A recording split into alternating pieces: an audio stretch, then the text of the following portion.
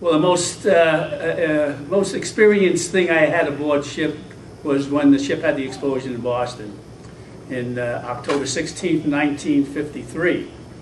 At that time, I was in the ship's armory office where I worked out of. Our part of the taking care of the ship was the ship's armory, the magazines, rocket magazines, and anything to do with ammunition aboard ship, and small arms. That particular day, I had stood a fire watch because we were in port and we had nothing, we didn't have any ammunition aboard ship. And we were down in the office right below the mess deck, and when the explosion happened at 3-something in the afternoon, we got spun around on our little stools that we had, tried to get up the ladder into the, and get up above decks. Smoke filled the compartment, came all through the mess deck compartment from the forward part of the ship. And down we went back down into the office and went into a little hatch that held the machinery for a bomb elevator that was on the second deck, or on the deck above us, where they used to load the bombs and magazines and send them up to the planes.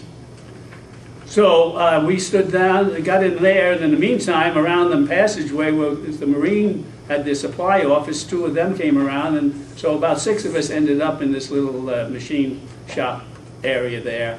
And along with that, we were there for about 3 to 4 hours before they came down. We're not knowing what was going on before they came down to get us.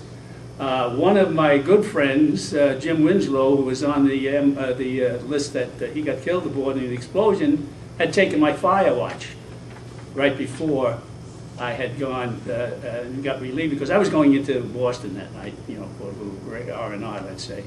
So that was the biggest experience I had.